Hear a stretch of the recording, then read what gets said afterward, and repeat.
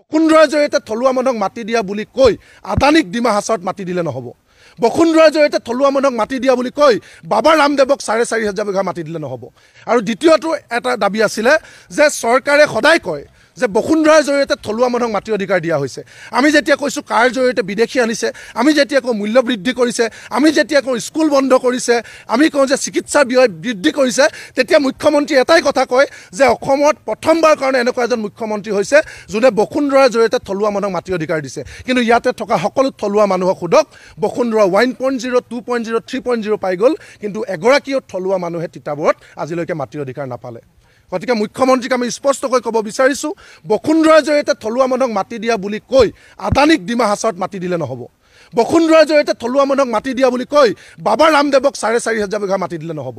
বসুন্ধৰাৰ জৰিয়তে থলুৱা মানুহক মাটি দিয়া বুলি কৈ ৰিণিকী ভূঞাক স্কুল খুলিবলৈ মাটি দিলে নহ'ব, ৰিণিকী ভূঞাৰ হাতত বাগান তুলি দিলে নহ'ব।